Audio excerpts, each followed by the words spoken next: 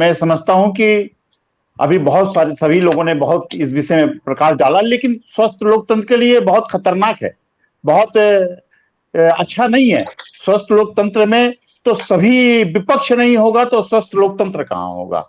लेकिन क्षेत्रीय दल मैं समझता हूं कि भाजपा क्यों खत्म कर रही है। क्षेत्रीय दल तो अपनी नीतियों के कारण खत्म हो रहे हैं, अपने कारण खत्म हो रहे हैं।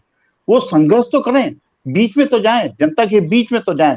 जहां तक अखिलेश जी की बात है, इस चुनाव में उनको इतना आत्मविश्वास हो गया था, या उनको ओवर कॉन्फिडेंस था कि वो तो विभाग बांटने लगे थे, मंत्रियों की सूची बनने लगी थी चुनाव के रिजल्ट आने के पहले।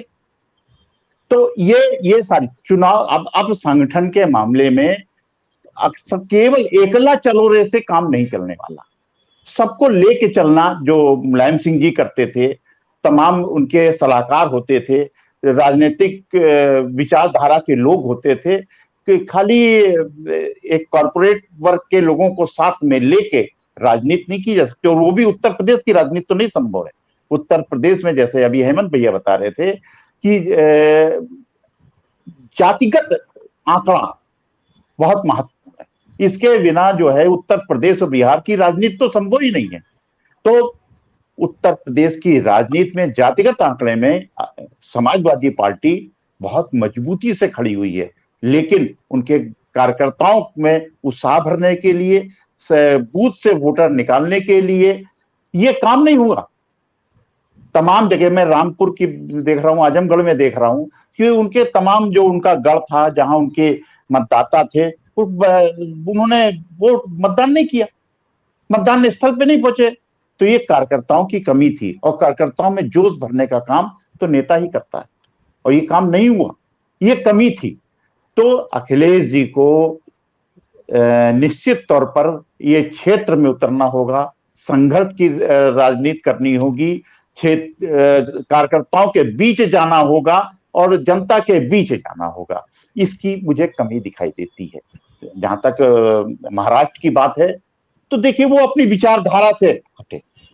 विचारधारा शिवसेना की भाजपा से पहले पूर्ण हिंदुत्व की थी, और वो हिंदुत्व की विचारधारा को छोड़ के आप कांग्रेस और एनसीपी के साथ गए, तो कहीं ना कहीं यहीं पर कुछ डिफरेंस हुआ, कुछ अलग बात हुई। और शिवसैनिक भी जो विशेष रूप से हिंदुत्व की विचारधारा के तहत चलते थे, वो शिवसेना इसी बात के लिए जानी जाती थी। भाजपा तो मैं समझता हूं कि बाद में इतना प्रखर हिंदुत्व की बात की करने लगी है। तो निश्चित तौर पर एक नाथ शिंदे ने एक कहीं से ऑक्सीजन लेके उन्होंने एक शिवसेना में दो फाड़ कर दिया। और ये आगे भी मैं समझता हूं बाला साहब के जो साहबजादे हैं, उद्धव ठाकरे जी हैं या आदित्य ठाकरे जी उनके उत्तराधिकारी हैं, उन्हें भी इसको ध्यान रखना पड़ेगा कि उनकी विचारधारा से अगर अलग हटेंगे तो शिवसेना में उनको आगे की राजनीति के लिए उनको दिक्कत आएगी। इसलिए मैं नहीं समझता हूं कि अपनी विचारधारा को छोड़कर वो आगे बढ़ पाएंगे। उनको अपनी रणनीति पे, अपनी राजनीति पे, इस बातों पे अपनी विचार करना पड़ेगा। देखिए भारतीय जनता पार्टी के पास कुशल रणनीति है, उनके बहुत चुनावी रणनीति बनाने में वो बहुत कुशल। अब उनको उनसे मुकाबला अगर आपको करना है तो फिर रणनीति भी ऐसी ही बननी चाहिए। तो मैं समझता हूं दोनों राज्यों में दोनों पार्टी, चाहे शिवसेना हो, बाल ठाकरे साहब के उत्तराधिकारी उद्धव ठाकरे जी हैं। उद्धव ठाकरे जी वैसे तो एक नाथ शिंदे भी कहते हैं कि हम तो बाला साहब की पार्टी है हमारी, शिवसेना बाला साहब हमारी है। तो अब ये सिद्ध करना पड़ेगा उद्धव ठाकरे जी को कि ये शिवसेना बाला साहब की पार्टी में शिवसेना कौन सी, असली कौन सी है। और ये कार्यकर्ताओं के बीच जाकर तय होगा।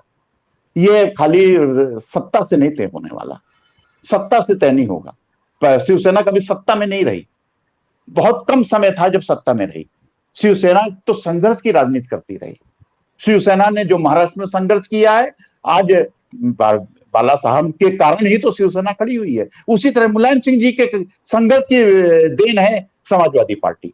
और दोनों लोगों ने संघर्ष की बात को भूलकर जनता के कार्यकर्ताओं के बीच न जाकर ये कमी के अखरिए लोगों को लोग जाना चाहते थे। बहुत मैंने तमाम बात की, लोगों से देखा इसलिए अब अपनी रणनीति पे इन लोगों को विचार करना होगा। मुझे नहीं लगता कि समाजवादी पार्टी को भाजपा समाप्त कर पाएगी, जो आपका विषय था, मुझे नहीं लगता, क्योंकि उनकी अपनी विचारधारा के तमाम बहुत सारे लोग हैं।